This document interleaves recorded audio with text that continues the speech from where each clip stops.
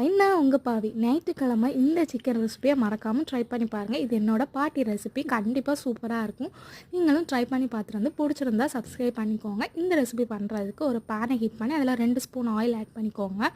அப்புறம் ஒரு 10-15 சின்ன வெங்காயத்தை நீல வாக்கில் கட் பண்ணி ஆட் பண்ணிக்கோங்க. கொஞ்சமாக கறிவேப்பிலை, அப்புறம் இஞ்சி பூண்டை வந்து சதைச்சி ஆட் பண்ணிக்கோங்க.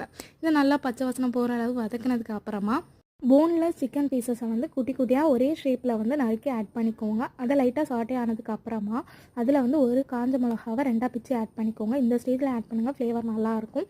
அப்புறம் கொஞ்சம் உப்பு, கொஞ்சம் மஞ்சள் தூள் ஆட் பண்ணி அதையும் நல்லா வதக்குனதுக்கு அப்புறமா அதில் வந்து ஒரு 1/2 கிளாஸ் அளவுக்கு தண்ணி ஆட் பண்ணி ஒரு 10 நிமிஷம் வந்து மூடி போட்டு குக் பண்ணிக்கலாம்.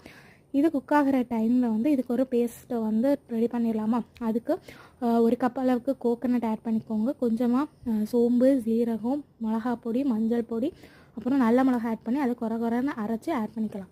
அவ்வளவுதான், எங்கள் பாட்டியோட ரெசிபி ரெடி.